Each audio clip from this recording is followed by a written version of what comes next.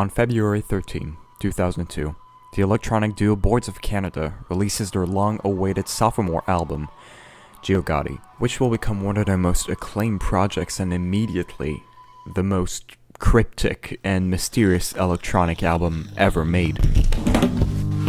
With its many codes and secrets hidden within the music itself, touching subjects heavily related to mathematics, nature, and Satanism.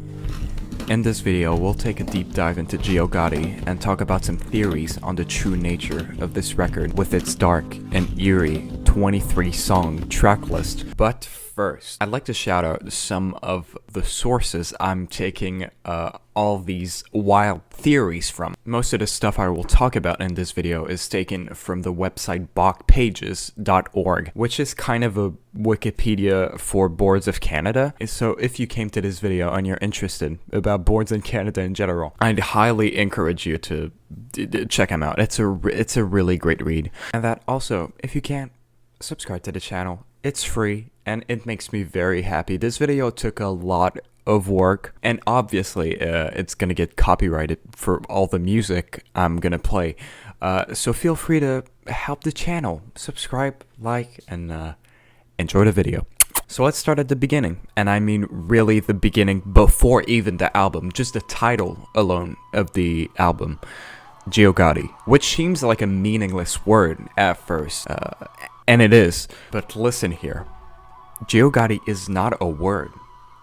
It's a combination of words. At least that's what the band said about the title of the record. And to be clear, it is not an anagram. And also, it's very hard to find. It's kind of a weird collage of words that actually runs backwards. The most plausible theory I found on the Boards of Canada subreddit is to cut the title in 3 words. Geo meaning earth, God meaning God, and D meaning two, which together, if you read it in reverse, means 2 gods on this earth. I think you already know who they are, but if you didn't know, it's God and the big evil red man. There's also a theory that Geogaddi means God of the ground, which is also the big red man. But in the end, everyone's kind of agreeing on the fact that the devil kind of a centerpiece of this album, and you'll see why. Even the cover is pretty representative of the meaning of the title. At first glance, you don't really know what you're looking at, and that's kind of normal because most of it, if not all of the artwork of the album, is seen through sort of kaleidoscope. But when you look closer on this image without it being distorted, you can see a dark humanoid form, larger than nature itself, basically the god of the ground, out of the ground. There's also a kind of representation of the hooves of the devil on the actual cover. And also, it may be a coincidence, but there are 6 figures on this image. 666. You know that number, come on. And believe it or not, but the number 6 is extremely important in this album and comes back a lot. But anyway, why should I keep you waiting more? Let's take a listen to Geogaddi.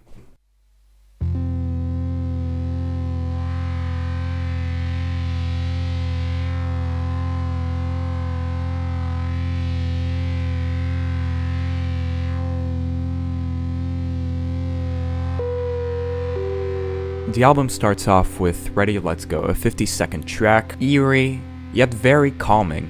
The track is kind of this weird bassy drone accompanied with weird vocal sounds.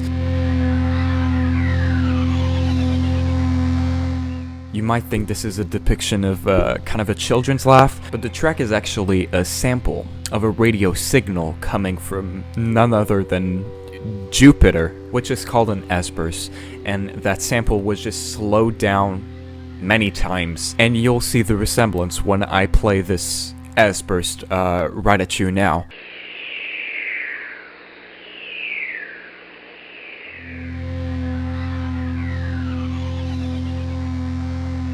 It also would be interesting to mention that the title as a typo in it, because that's not how you write Ready, Let's Go, as in let's go guys, let's go into this fun album together. Now this may be an error, a typo in fact, but I strongly believe in the grammar of Boards of Canada. They don't make mistakes, okay? They've had 4 years since their last album to make sure they're not making any mistakes in their track list. So Ready, Let's Go might be interpreted as letting go. Now that might not make a lot of sense right now, but possibly it could in the next track, Music is Math.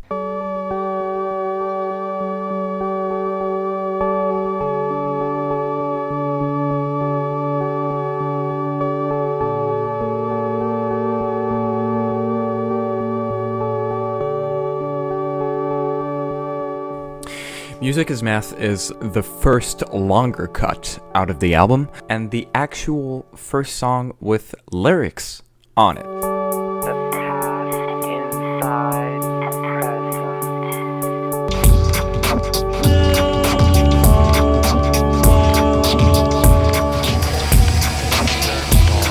inside present. Now, all these lyrics, except for the past inside the present, are kind of theoretical because amongst fans we can't really decide what we hear, especially for the Yellow Ball lyric. Some people hear we all fall down, some people hear it all falls down, or some people hear yellow ball.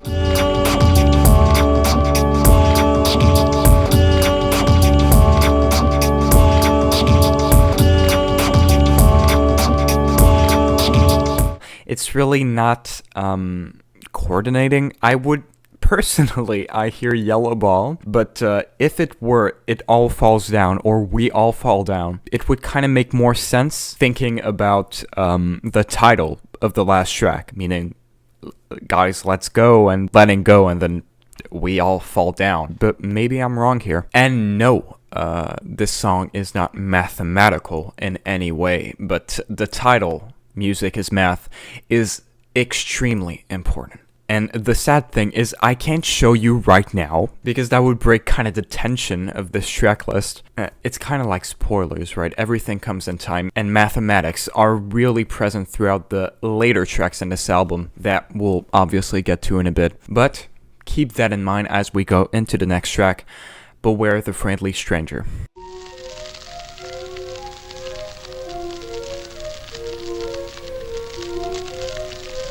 Now, you may recognize this song from the famous internet creepypasta cartoon Salad Fingers, which has absolutely nothing to do with this album. So for this one, I'll just let it fly. The track consists of this looping synth melody playing over what sounds like some overblown crackling vinyl noise. And children screaming. This is hard to grasp because they're at a very low volume throughout the track, and also with this overblown crackling, you can't really hear them. But they're there, don't worry. And this is clearly not some I'm having fun screaming, as you can tell. And also, I'll remind you that the track is called Beware the Friendly Stranger. Now let's go back to Music is Math, for example. How it ended with Be Careful. We'll let that track apart for a while. I'll come back to it in a bit, you'll see. So on to the next track.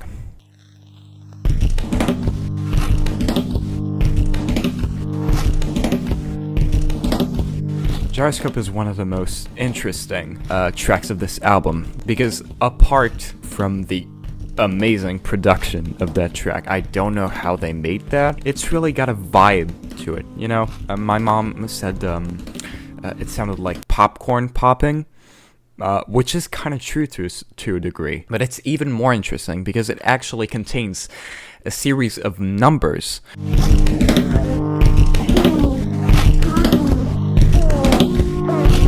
That is now appearing on the screen. Now maybe you think, oh my god, this is so cool. This has gotta be like some secret code of craziness. Well, not really. Actually, it's just a sample of a number radio station on shortwave radio, but it's still cool. These guys really like a radio samples thing. But apart from that, I'd like to mention something that one of the producers, Marcus Aaron, I don't know if I'm pronouncing that right. I apologize, Marcus. But he said something about the track in an interview, which I found pretty interesting. I dreamt the sound of it, and although I've recreated dreamt songs before, I managed to do this one so quickly that the end result was 99.9% like my dream.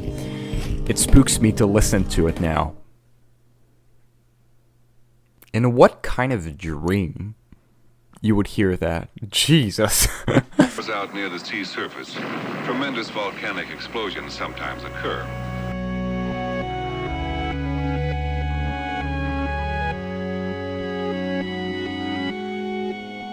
Dandelion is another shorter cut from Geogaddi with another synth melody paired with a sample of a narration of the documentary Dive to the Edge of Creation.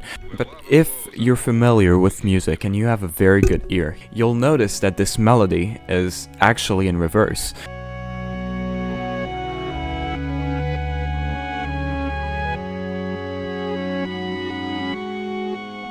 Een nieuw contrast met groeien.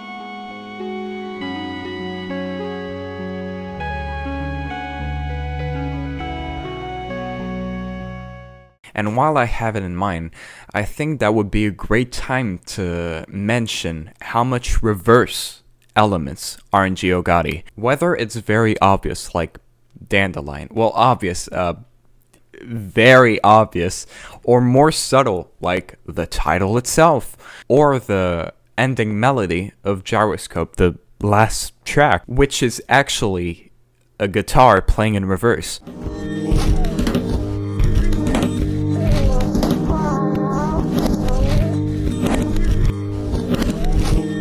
This also ties in with the aspect of time in this record. Remember this lyric from Music as Math, the past inside the present, including a melody that starts by its end and ends with its start, kind of the past among the track. And that reverse theme is even continuing in the next track.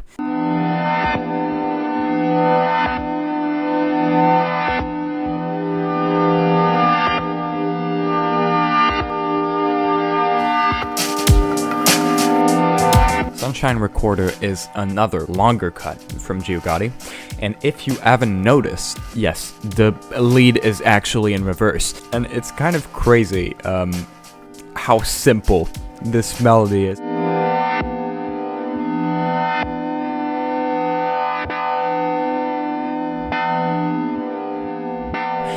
It's seriously just a good old electric keyboard. This song also has lyrics.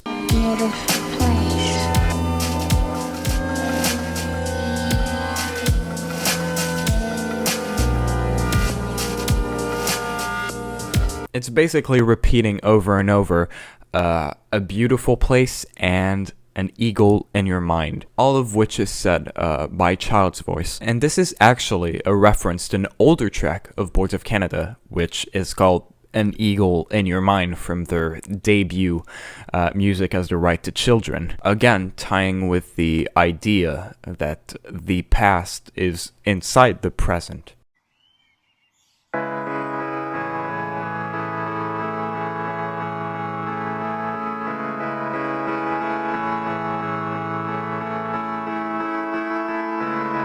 In the Annexe is actually a pretty nice little interlude, made only with some keyboards and some nature sounds, I guess. But this track is very weird because, first of all, what the fuck is an annex? I'll remind you that this is not how you write annex in English. There is no E. There are a lot of theories on what this could mean, and the most interesting one I found was that it could very well be referring to the original title of the Diary of Anne Frank, which was called The Annexe, with an E. And this is where I'd like to make a point on the importance of children in this album. Children are everywhere in this album, whether it's in the artwork or, of course, in the tracks. But the majority of the children representation in this record is bad. I mean, tragically bad. Whether it's referring to Anne Frank or the children screaming in Beware the Friendly Stranger. But the most important one of them comes in the next track, Julie and Candy.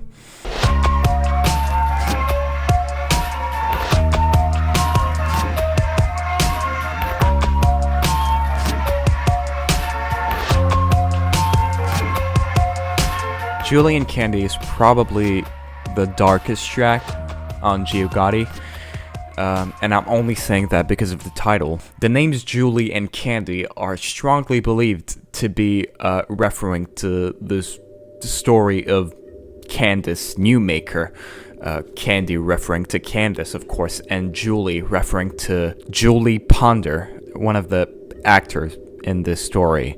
Now, I won't tell the whole story of Candace Newmaker in this video, because there are thousands of better videos for that on YouTube, and you probably know the story already. To make it short, the poor girl choked to death because some therapist piled up on top of her while yelling and cursing at her, mostly calling her a quitter repeatedly in some sort of experimental therapy thing. If you're interested in the subject, I'll probably leave some links in the description. But what's interesting with this song is that the dialogue from the actual therapy session is kind of semi-related to the sample that they use in the song. In Julie and Candy, there is a sample from the movie Season of the Witches appearing twice, which is weirdly connected to that story.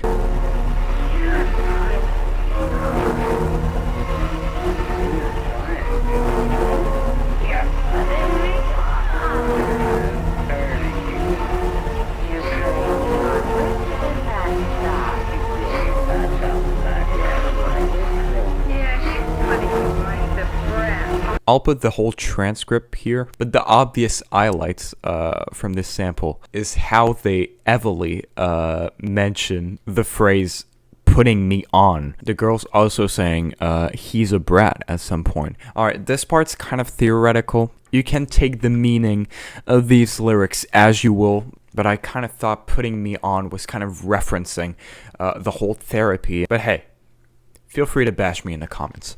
Anyway, on to the next song.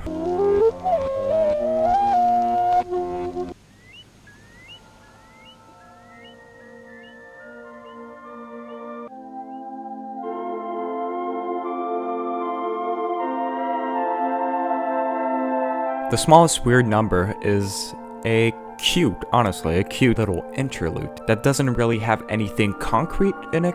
The real meaning of the song is seen through the title, The Smallest Weird Number. So let me ask you, what is the smallest weird number? You have 5 seconds.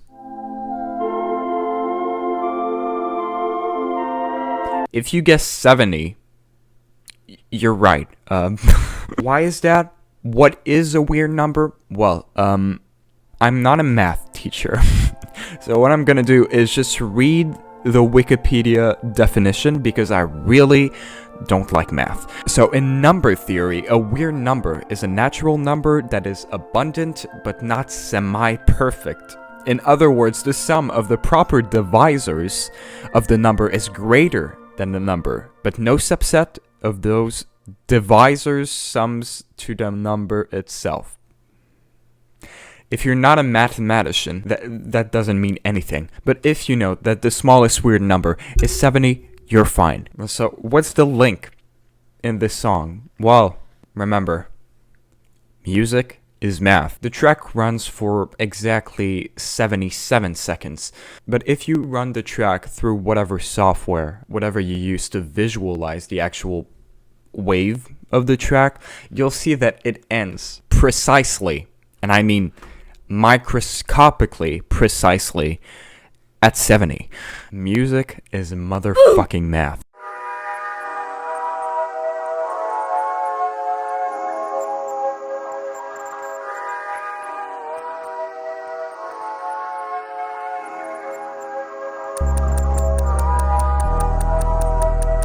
This is probably the most famous track off of Geogaddi, maybe Boards of Canada ever, and also the one we actually know the most about. The band gave so little information about this record, and that's kind of why this record is so goddamn mysterious. I think they gave 1 or 2 interviews at max, and in one of them they actually talked about 1969 and precisely how it was related to events that took place in 1969. Of course, they didn't specify which event, so fans had to think. But not me. I'm just reading facts. And it's pretty obvious that 1969 refers to the year of the official release of the Satanic Bible. So if you're not familiar with the Satanic Bible, it's basically a collection of mostly rituals published by Anton LaVey in 1969, of course. But although it has the word Bible in it, it's not considered like a founding block of the satanic religion, but more like one of the more important documents of the religion. Now you may think, what the fuck, I've never heard of this book. This must be for like cult members and crazy people. Well, apparently not really. There's actually been 30 printings of the Satanic Bible, selling over 1 million copies. Of course, this has been banned in most schools and most everywhere, but Geogaddi is strongly linked to the Satanic Bible. In the lyrics of the track, there's also another reference to a major story/event, but that one is not taking place in 1969.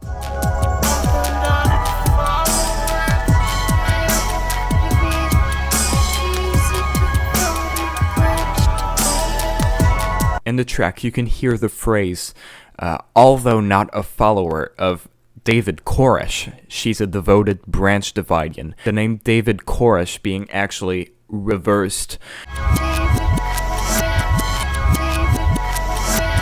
If you didn't know David Koresh, he's basically a religious leader of the Dividians. It's a pretty interesting story that I won't tell in this video because it's kind of long, so I'll just leave links in the description below if you're interested. Now the link also to the album is kind of evident. Some sort of cult also fits toward the Satanism theme of the album, but we'll see how that unravels. Let's go to the next track, Energy Warning.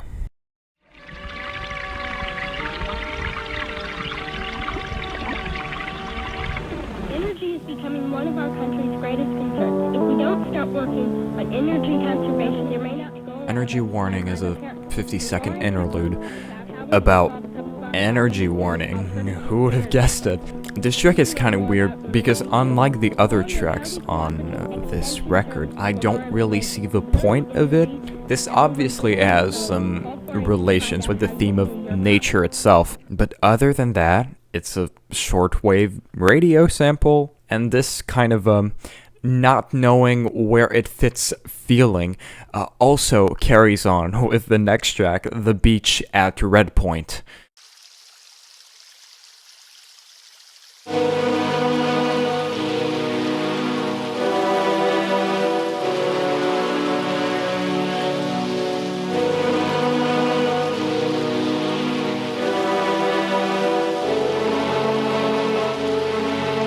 This track, however, is way longer than Energy Warning. Also plays in with the theme of nature.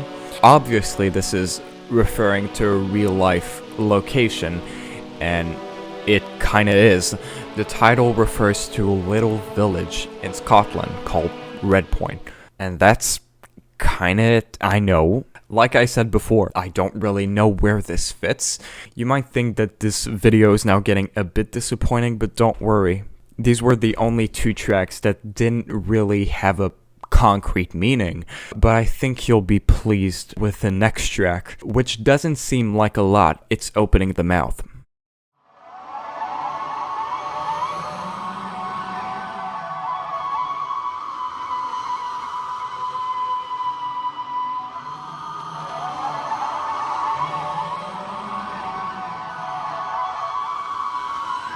This track doesn't seem like much when you hear it first. It's another short interlude with a single flute sample playing over some sort of eerie vocals. Now, what do these vocals say? Well, it's kind of hard to grasp, but apparently they repeat us, over and over. But what does opening the mouth means? Apparently, in ancient Egypt, there's a ritual, the rite of opening the mouth, an obscure ceremony designed to breathe life into an embalmed corpse, a statue, or an inscribed image. In the Book of the Dead, there's also a spell relating to this ritual. My mouth is opened by Pytha, my mouth's bonds are loosed by my city god. Thoth has come fully equipped with spells. He looses the bonds of Seth in my mouth. Atum has given me my hands. They are placed as guardians. My mouth is given to me. My mouth is opened by Pytha, with that chisel of metal, with which he opened the mouth of the gods. I am Sekhmeth Wajet, who dwells in the west of Evan. I am Scythe, among the souls of On. And, yep, this is the point of the album where they're actually trying to invoke the god of the ground. And you'll see, he's coming later.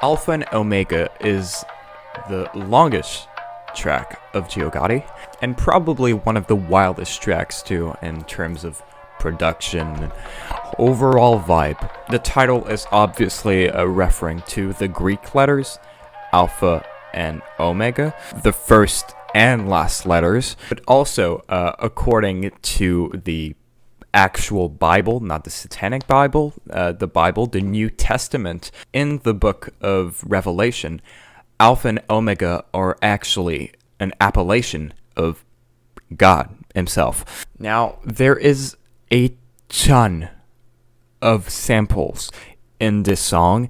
It's actually hard to grasp what's important and what's part of the production of the song, but I can't go over and analyze all the lyrics. This would take an immense amount of time, so I'll just go over the big parts.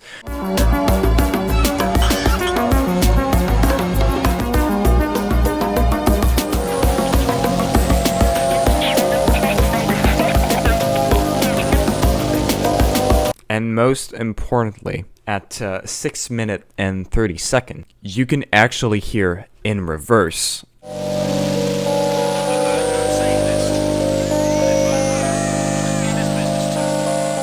But samples are not the only thing that's interesting in this track.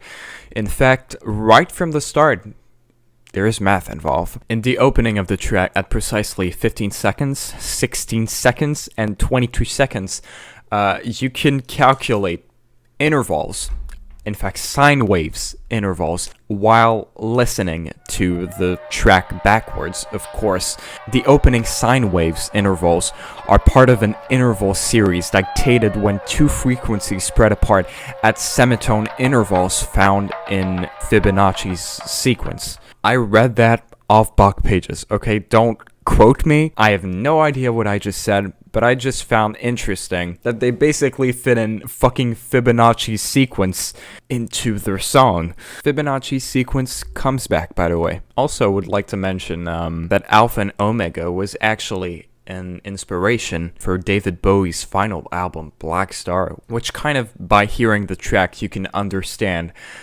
where the influence came from. But on to the next track.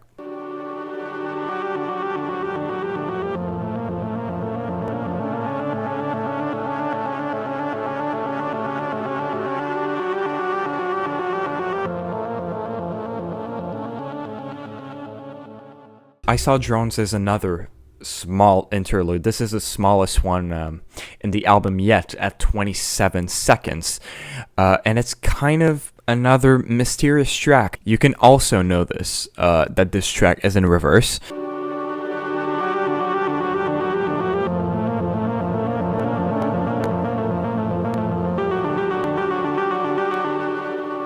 But the title is very self-explanatory in some way. I can't see really what meaning you can fit in there. Like, is it like, I saw a drone, but maybe it could be referencing to the actual ritual, like little imps flying by. This is my theory, okay? So you can see it's really half-baked, but nonetheless, the next track is totally related to the devil, being called "The Devil Is in the Details."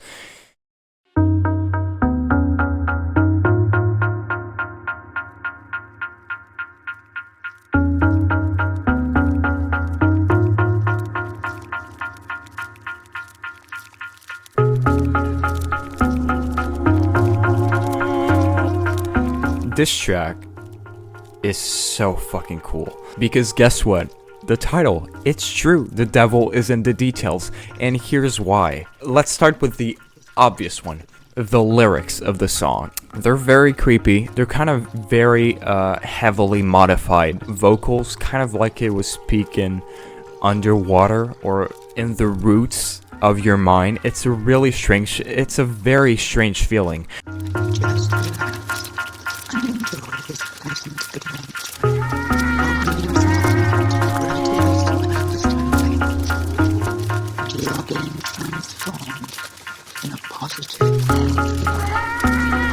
The lyrics being mostly very vague.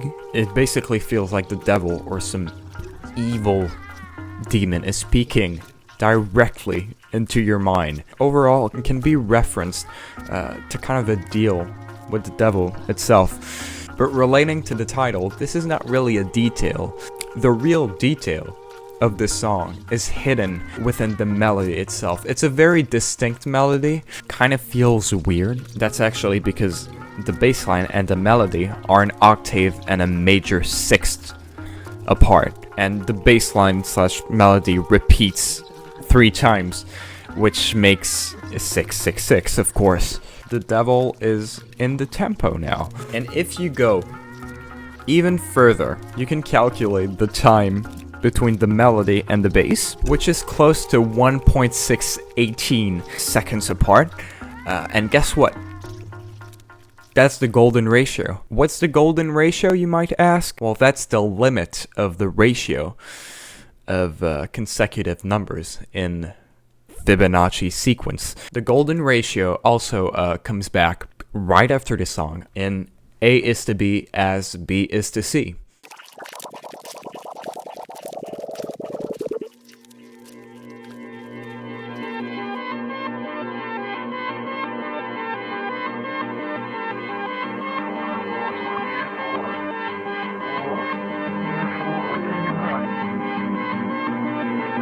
The title of this track is literally the definition of a golden ratio. Again, I won't get into the math class with you guys. I'll just leave a picture hoping it makes sense. But apart from math, it's actually kind of overwhelming how much samples there are in the song.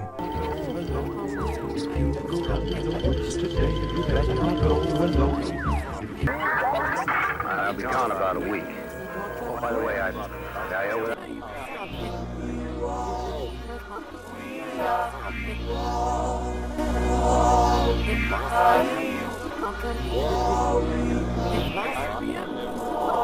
There are about as many regular samples as there are of reversed samples, so you kind of have to listen to it backwards to get the full grasp of it. So a lot to unpack here, mostly relating to, again, Satanism, but this track is so goddamn mysterious.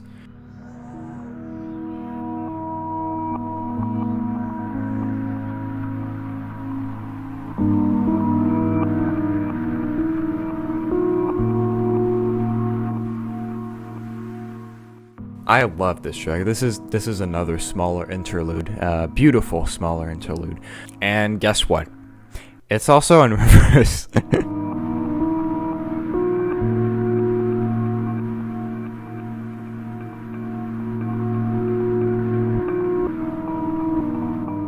The title refers to a design concept for radar systems to allow them to detect targets at very long ranges, typically up to thousands of kilometers.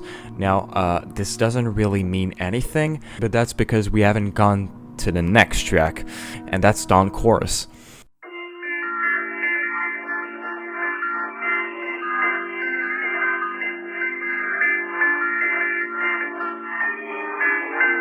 So you may ask yourself, what's Dawn Chorus? Well, it's an electromagnetic phenomenon that occurs precisely when the sun is over the horizon, and when that happens, some radio equipment can hear sounds that resemble whistling or like thousands of birds singing at once, and some even report having heard human voices actually. It's a very interesting phenomenon, so here, take a look at a real Dawn Chorus.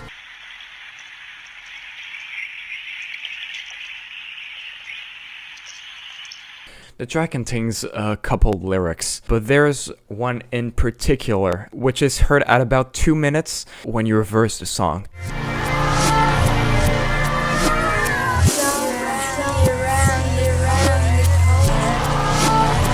But keep that detail in mind, and it's really important, trust me, as we go on to the next track.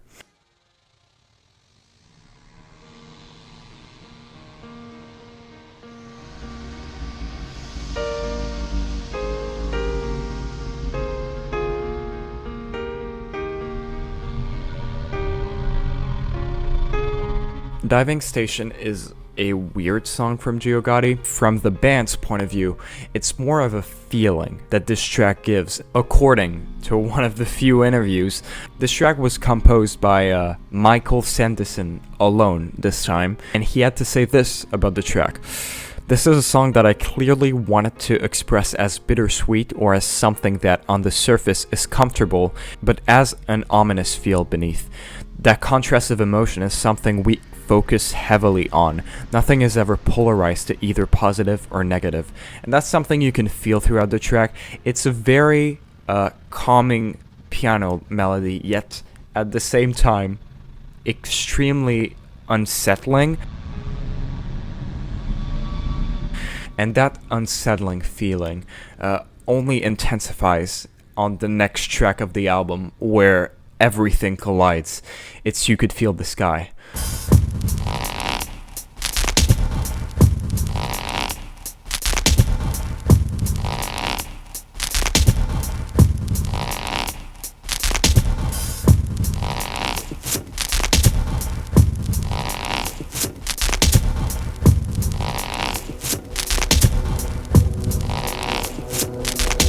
This track is the apotheosis of Geogaddi, where everything collides with each other, and that's all because of a sample.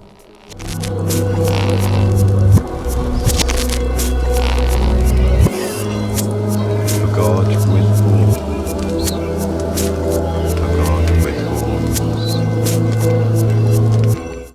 A god with horns, with the sound of a crackling fire and a distant church bell. Now, as many theories relate to the Orn god relating directly to Satanism, this is probably relating to Wicca, an ancient neo-pagan religion in which the Orn god existed. It is commonly understood that most Wiccans worship two deities, the goddess often associated with Gaia or Mother Earth, and her consort, the god, sometimes known as the Orn god. These two deities are usually thought of as equal complements to each other, and together represent all aspects of the universe. In the book Wicca, The Whole Religion in the New Age, written by Vivian Crawley, there's also a poem relating to the old god. The pipes of Pan, in caverns deep the whole gods sleep, but the trees still know the Lord, and it's the pipes of Pan which call the tune. In the twilight in the wood, the leaves they dance to the goat god's tune, and they whisper his name to the winds, and the oak trees dreams of a god with horns, and no other king.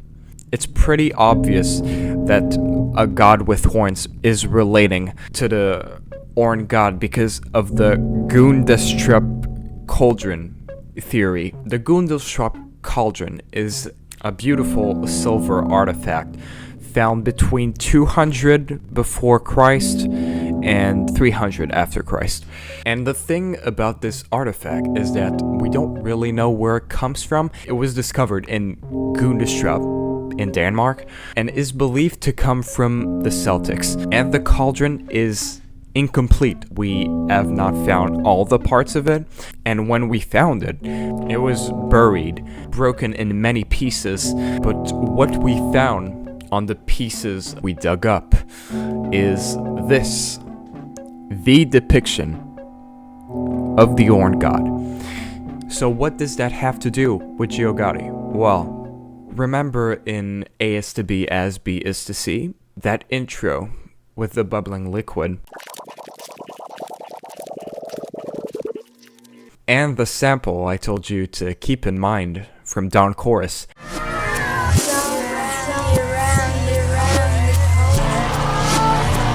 Put this together. It's a motherfucking ritual. They've been teasing the ritual from the start, invocating the Orn god. The details of the devil also comes back in this song, and that's heard at the second occurrence of the god with horns, which is at 2 minutes and 16 seconds. 216, aka 6 times 6 times 6. Of course, these are all theories. There are a lot of other theories on this song and the meaning of a god with horns, but I thought I'd just share this one because it's kind of the more crazy one, but nonetheless, Geogaddi is not over. We have 2 tracks remaining, so let's go on to Corsair.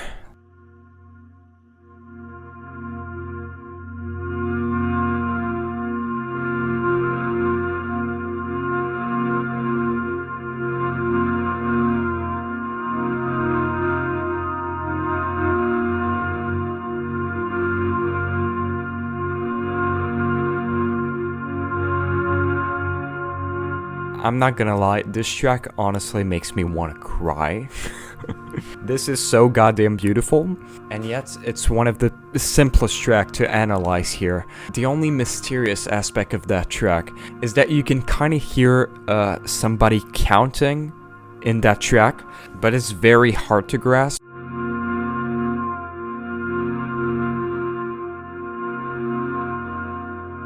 Also, the meaning of the title Corsair could mean different things. Corsair can be referred to as a pirate, but I wouldn't really go that way, let's say. The other meaning could be from military aircrafts, one of them being called the Vault F4U Corsair. Again, these are 2 that doesn't really concord together with the theme of the album, but we'll let it slide because at least we got ourselves the final track of Geogaddi.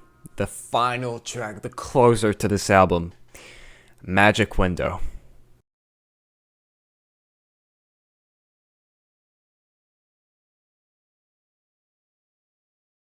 Oh, did you try to raise the volume? You thought you didn't hear the track? Well, it turns out that Magic Window is 1 minute and 46 seconds of pure silence. There were some theories that this track was actually played at a very low volume, but this has been debunked. No, it's really pure silence.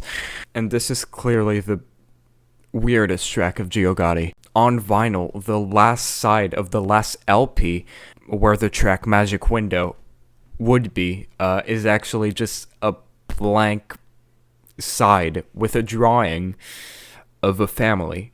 There's also the space where you would write the speed at which you run the music, which is replaced by a frequency, and that's a frequency used by the military or the Coast Guard, and we have no idea what that means.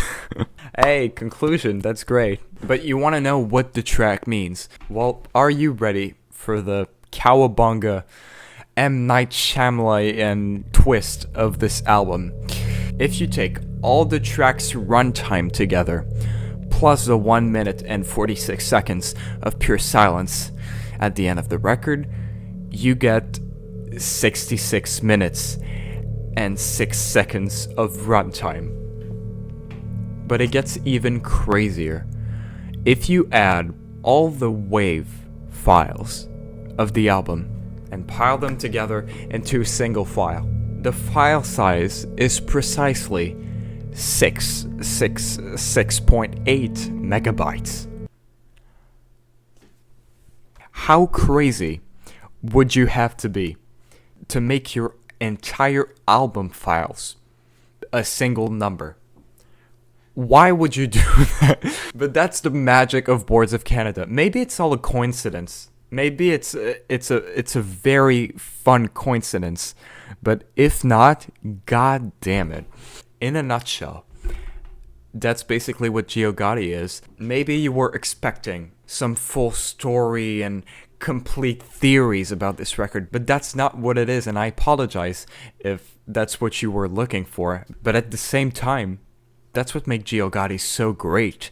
It's just a bunch of info that make wild theories like this, and I just barely scratched the surface with this video. This is an album that has intrigued me for years and years. I love this album, and that's why I wanted so much to make this video.